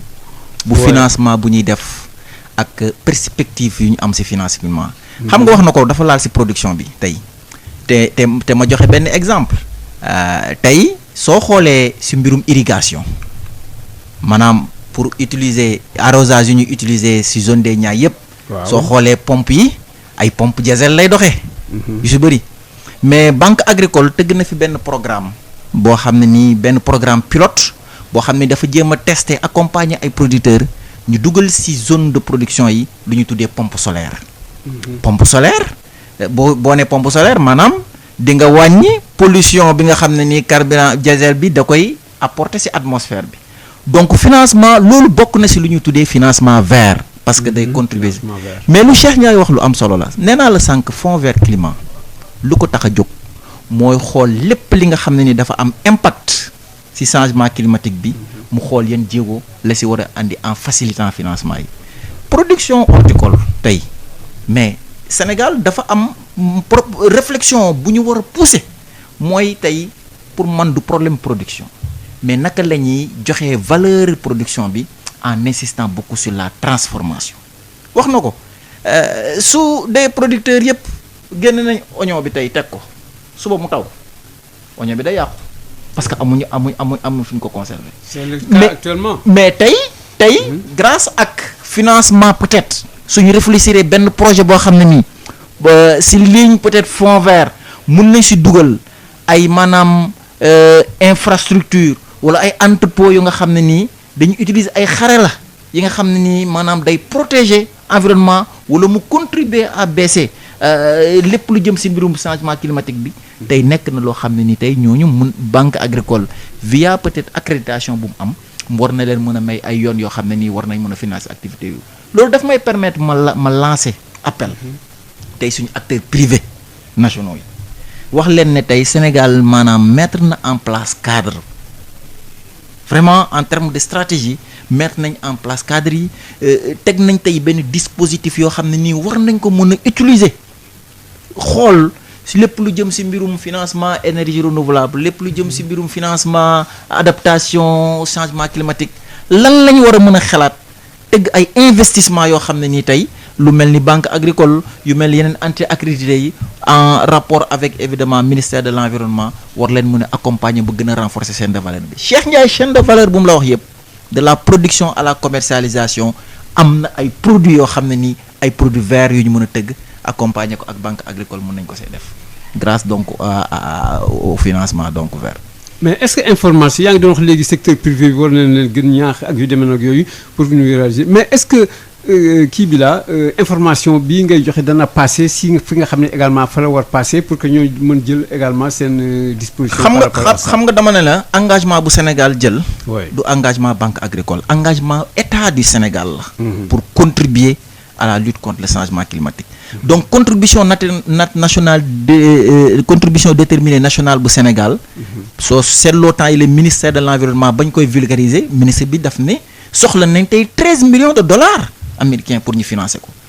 Sénégal def na si ay jéego ndaxte fonds vert climat tey soo xoolee boobu ba léegi au moins am nañ 10 projets yi nga xam ne nii jëm na si presque 150 millions yi nga xam ne nii tey Sénégal financé na ko Sénégal maanaam contribué na ko un peu si apport financement boobu mais ba ñuy vulgariser dañuy invité woon acteurs nationaux yëpp acteurs privés yi porteurs d'investissement yi acteurs territoriaux yi invité maanaam élus locaux yi tey soo jëlee lu mel ni gestion des déchets au niveau des communes déchets problème la si communes yi.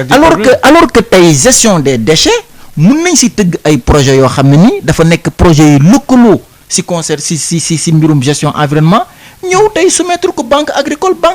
accompagner promoteur yooyu ñi dem dugal ko au niveau du fonds. mais waxuma sax privé même normalement sax est-ce que maire bi sax warul mën porter le mais justement parce que am na yoo xam ne maire yi seen bopp sax ñoom ñooy. mais justement ma profité aussi encore pour gërëm ministère de l'environnement parce que grâce ak seen autorité nationale désignée bi Sénégal am na tey benn deuxième programme bi nga xam ne ni banque agricole moo nekk di ko conduire tey moom la ñu tuddee programme RIDNES lu ñu tuddee programme de renforcement des capacités maanaam préparation pays yi pour ñu mun a tëgg ay projet yu jëm ci mbirum fonds vert deuxième RIDNES du Sénégal bi dañ ko tuddee RIDNES boo xam ne day accompagner rek maanaam élaboration wala préparer Sénégal ñu mun a tëgg ay projet tey autorité nationale désignée boobu def na communication yu bëri soo xoolee fan yee lancé nañ ay appel à proposition de projet grâce à l'appui donc de la banque agricole jot nañ vraiment ay expression yu bëri donc ñu ngi waaj a def maanaam benn évaluation si loolu jot nañ si projet yu bëri yu jógee si régions yi si collectivités territoriales yi maires yi donc dinañ def après tabaski bi incha allah benn évaluation dem def tour xool tey mun nañ ne dans le cadre de l'intercommunalité pourquoi pas du ñu lëkkaloo ay département lëkkaloo ay région ak privé bi sax ak privé bi ñu ne mais écoutez tey nañuy projet gestion des déchets bi war na mën a produire par exemple biocarburant war na mën a produire électricité je dis n'importe quoi et cetera donc pour wan la ne nag pour wan la vraiment que ne voilà l'accès en cette possibilité tey yu Sénégal am pour dugal ay projet au fond vert nekk na taxaw na mais dafa encore une fois jéego bu ñu war a def pour tëgg projet yooyu liggéey si donc banque agricole centre de suivi écologique nekk ñaari entité yoo xam ne ni ay entité nationale leen yoo xam ne dañuy am accès direct au fond vert maanaam dañuy andi projet ñu réfléchir si ministère de l'environnement à travers autorité nationale désignée daal ne projet bii kat lëkkaloo na ak sama vision lëkkaloo na ak sama objectif yi ma bind ci CDN bi nañ ko dugal fond vert donc via banque agricole wala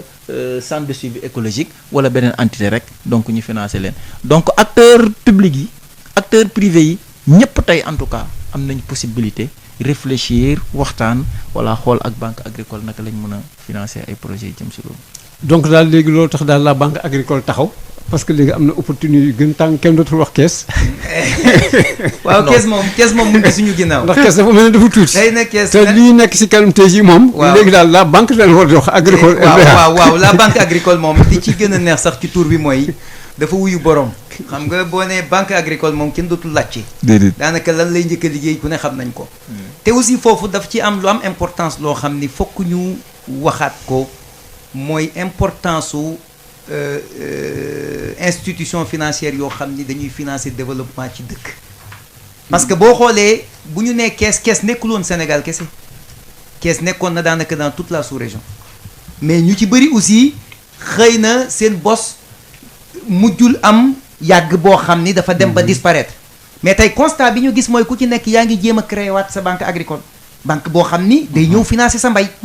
te boo ko amalul sa bopp dina jafe torop nga am outil yoo xam ni tey jii li nga bëgg a def ci sa wàllu mbay di nga ko mën a def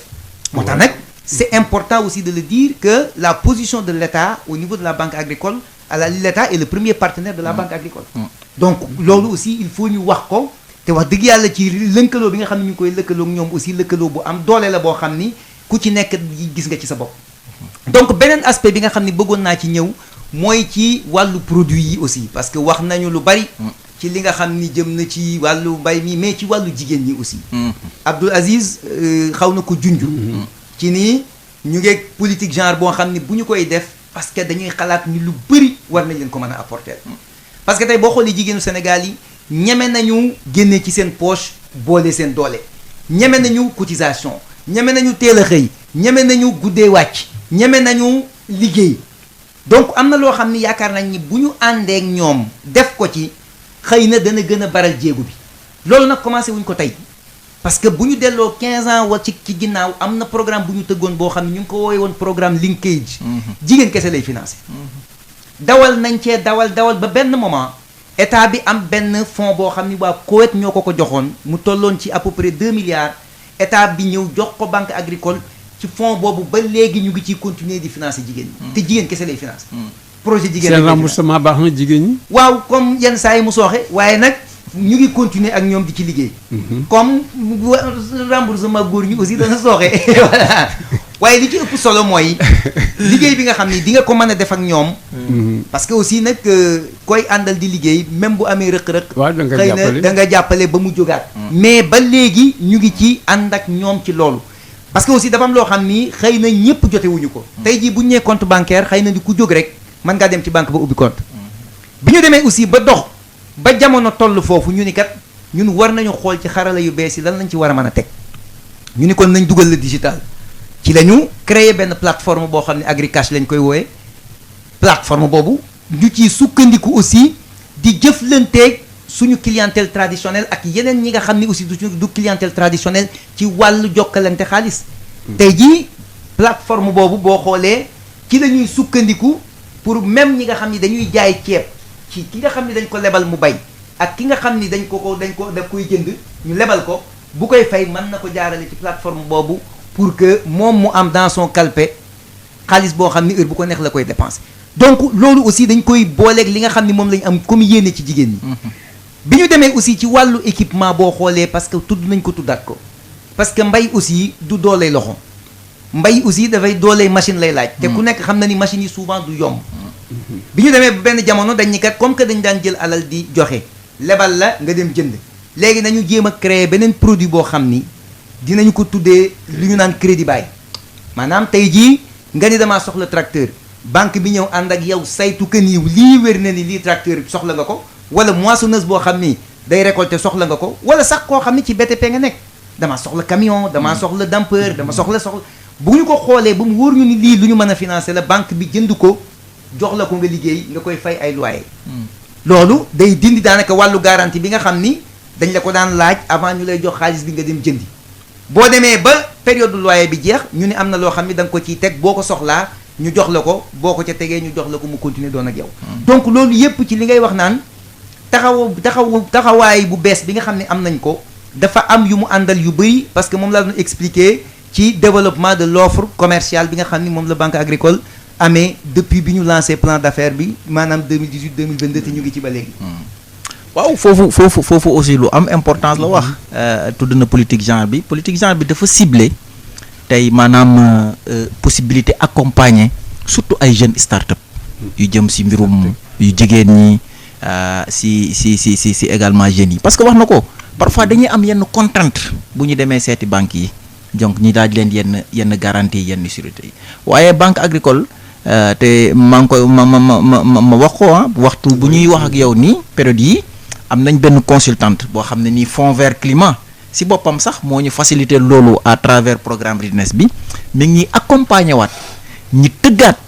tey suñu politique genre boobu. donc ba tey si partenariat bi la ko. partenariat bi gën ko ubbi. voilà xool en rapport également avec l'inclusion financière par rapport au changement climatique yan produit la ñu war a mën a tëgg. donc fu ñu jëm rek mooy incha allah bu ñu mettre à jour politique genre boobu mooy liggéey ñi am ay ligne de facilité de crédit yoo xam ne ni day spécifié yoo xam ne ni mbirum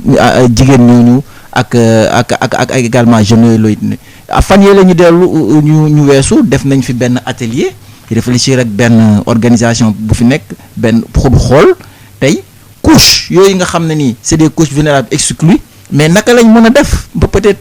pàcc njaay yu ñu nekk wala jënd naka lañ mën a réfléchir ba banque bi proposer leen ay produits parce que pour nga mën a proposer nit ki produit foog nga analyser moom si ban composante la nekk yan difficulté la am ak yan risque peut-être lay encourir pour nga mën a wala tëgg c'est pour wala ne approche bi c'est très simple ñun on part de la demande analyser environnement bu couvrir demande bi maintenant en interne en fonction évidemment de ce qui est permis parce que Cheikh wax na ko sànq on demeure une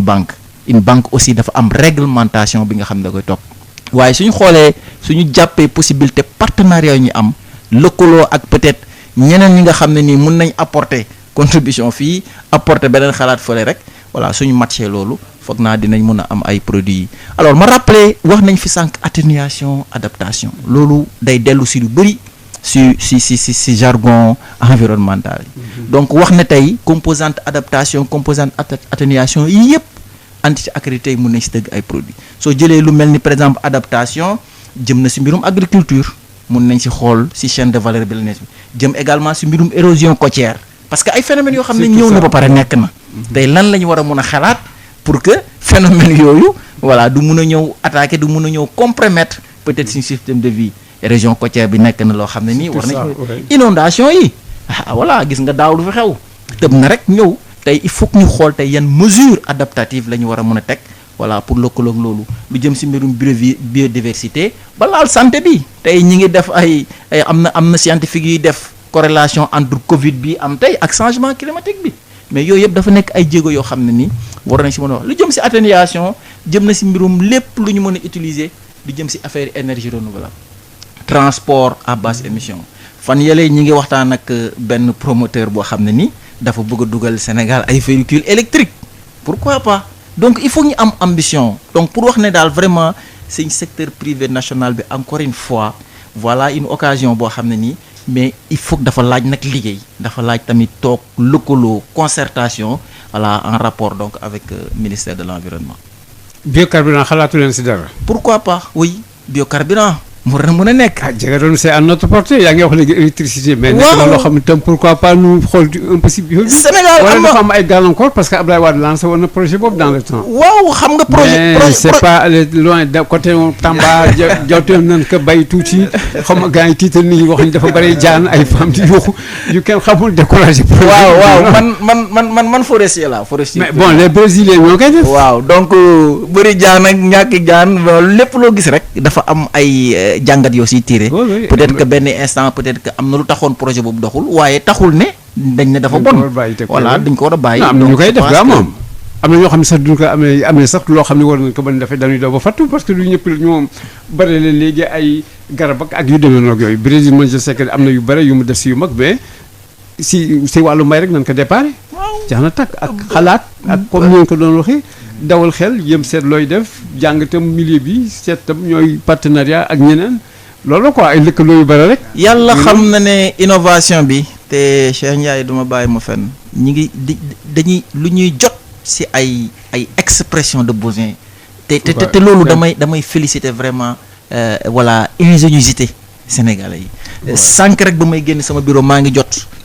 benn appel benn sénégalais boo xam ne ni France la jànge bëgg a ñibbi si fii mais muy proposer ay solution yu doy waar si mbirum financement de l'agriculture donc voilà man yooyu su ma ko jotee rek waaw damay renvoyer donc suñ directeur financier yi ñu xool parce que tamit loo gis rek innovation ak bu mënta ñëw il faut que d'abord nga jàng ko xool ndax méngoo nag tamit suñu système yu ñuy doxee fii parce que dem aussi importer benn affaire ne mi ngi dox fële Brésil wala mi ngi baax ñëw war naa mën a def voilà c'est pas aussi na lu commencé sax suñu bopp ba pare d'abord et Dieu sait connaissance locale bi connaissance endogène bi am nañ lu bëree lu ñu si mën a jàng. non comme ni ko ñëpp amee rek noonu lañ ko amee léegi sax est-ce que léegi nag moyen yaa ngi fa pour def ko wala ñoo ngi koy def c'est ça le grand problème ma dellu si waat si Cheikh Ndiaye yow mi nga xam ne yaa amee affaire commercialisation ak marketing léegi def naa heure bi moom waa passé na sax. xoj nañu waaye léegi def naa am na ba tey rek moom loo xam ne puisque yéen sponsors yi kenn ñemewu leen ñemale si waxtu donc léegi am na loo xam ne par exemple mën nga si dolliwaat ma déglu la. waaw xanaa rek di gën a ñaax di gën a woote encore pour que ñu jublu ci financement wu mbay mi. damay nett man kay côté boobu sax li ma leen bëggoon laaj yéen en tant que banque defe naa am na yeneen banque yu finance banque noonu. waaw maanaam li ñuy wax li ñuy wax am na yu ngeen di nekk yu am doole yoo xam ne dana gën tax ngeen gën tàmbeeku si biir réew mi mais moom maanaam ci la bokk parce que am na lu la ci Aziz ji parce que ñun dana xaw a jaaxle na ñun ñi nga xam ne ñun agriculture moo far ñuy gis par exemple benn banque rek ngay dégg. c'est pas possible waaw xam nga ci pays boo xam ne da nga ne yow sa biir yaa ngi ko dénk suuf si ak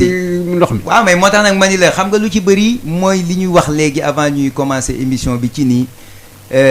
il faut ñu gën ci jublu. et puis il faut ñu am neneen ñu koy xoolee. xam nga wax naa la fi bi ñu demee Inde ba ñu ni ñu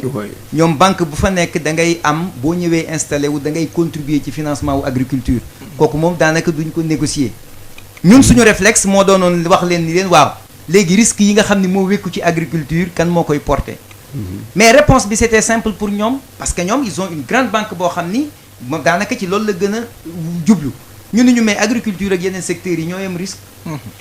agriculture gënul risque yeneen secteurs yi ci seen wax parce que dañu ko liggéey aussi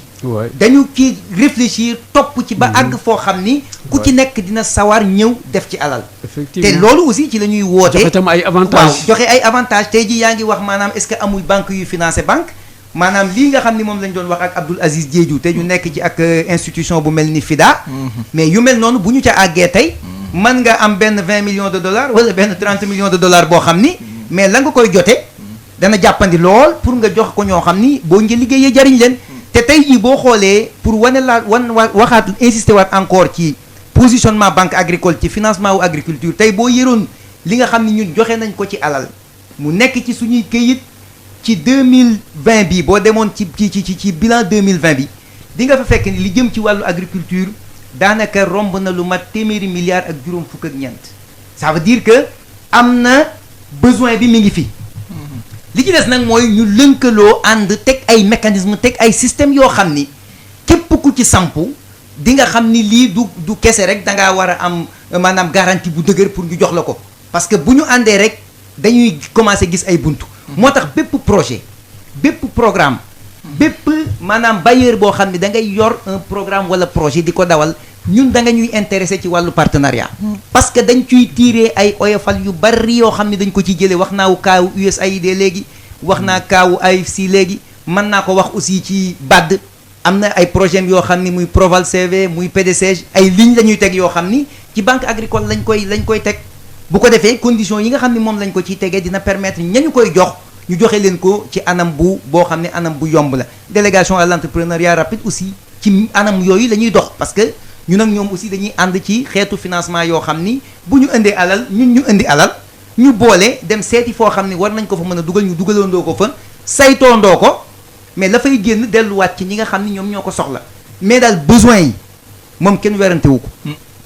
surtout nag li jëm ci wàllu transformation li jëm ci wàllu conditionnement li jëm ci wàllu conservation ak augmenter sensiblement le niveau de production te foofu bu ma ci taxawee rek céréales lay taxaw te foofu lay mujjee xëy na maxtaar mooy boo jëlee lépp luy dugubu suuna ak mboq tey jii daanaka sénégalais yi bëgg nañ ko lool ba Europe kay ba bëgg nañ naa doyul sax tey jii boo xoolee li nga xam ni moom la ñuy produire ci dugubu suuna maanaam suñu industrie locale yi di ko transformer di ko def caagri wala cere wala leneen boo xoolee fa ñu koy bayee fu ci ëpp ma nga nekk ci géewub Saalum boobu daanaka fa la ñu koy bayee ñun lëkkaloo yi ñu ci def depuis 3 ans ou 4 ans mooy ay coopératives yoo xam ni ay jigéen yu jàmbaare ñoo ko jiite ñu lënkale leen nag koo xam ni day transformer mu nekk fii ñëpp xam ko lépp lu ñuy loo xam ni dañ koy jaay ñun ñooy def yombal boobu bu ñu leen financé bu ñu bayee ba pare ñu jaay ko dugub ji mu transformé ko daaw dugg nañ ci wàllu ñebbe boo demee dans le Louga la ci programme bu ñu amoon ak AFD bi problème mu Covid bi amee ñu xalaat ni kat ñun war nañ am programme boo xam ni il faut mu jàpp ci wàllu dundin bi ñu ni nañu jël filière yi nga xam ni yaakaar nañ ni maanaam seen liggéey jafewul te ku ci liggéey di nga ci am dara mais ba ñu ci jéegoo dugg ci mais njariñ da caa feeñ te ñebbe wax dëgg yàlla jafewul a bay te tey kilo ñebbe boo demoon di ko jëndi doo ko jëndee lu yées 300 400 500 ñaa ko fayda yu ndaw la alors donc potentiel bi am na fi nañu ci gën a taxaw gën ci jublu en tout cas banque agricole moom toujours mu ngi ci réflexion yu mel noonu yoo xam ni day wut ñu mu ciy àndal wut ñoo xam ni aussi dañ ko ci jàppale ak ubbeeku goo xam ni képp koo xam ni war nga ci mën a xuus ba sori ñu ànd ceeg yow xuus ba sori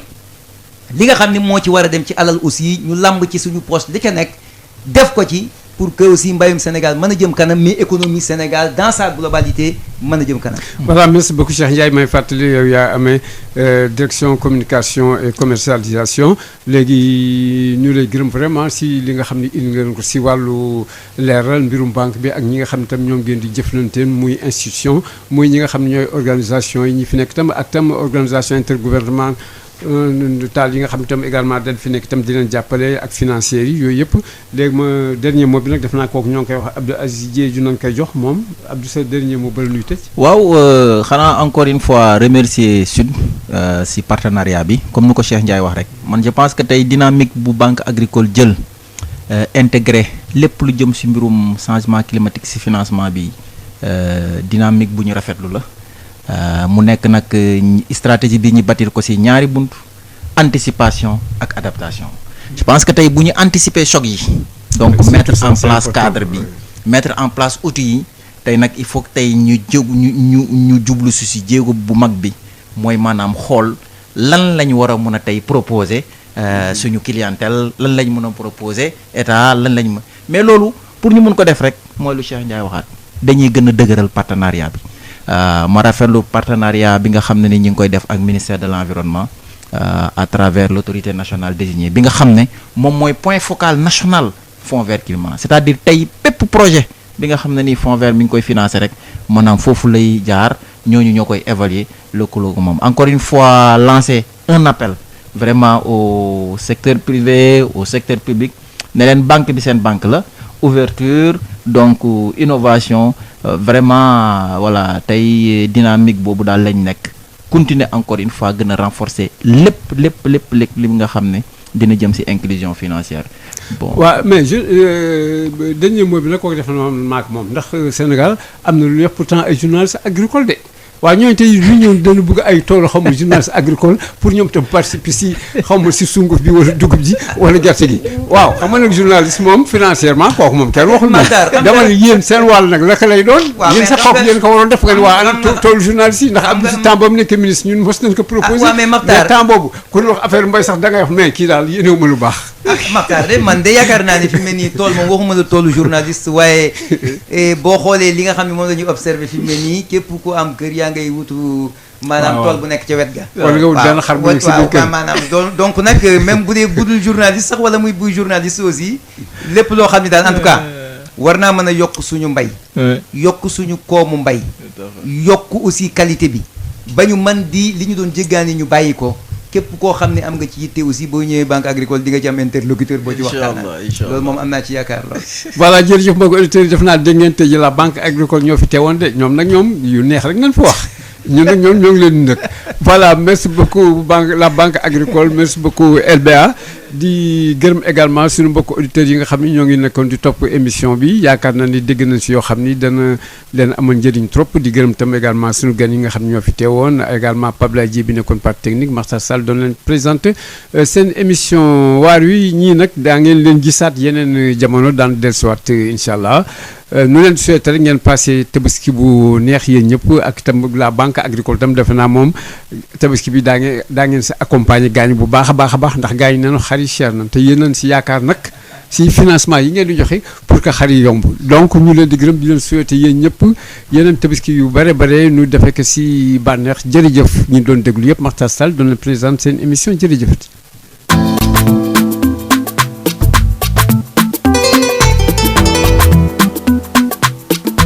ngir gunge suñu réew mii di Sénégal ak mboole seem kuy yëngu ci wàllu koom-koom rawatina ci wàllu mbay càmm ak napp boole ko nag ak taxawaayu aar li ñu wër di alam bi ngir yokkute gu mat sëkk te mucc ayib LBA la banque agricole lëkkaloo ak Sud FM seen rajo ñoo leen doon may seen émission waar wi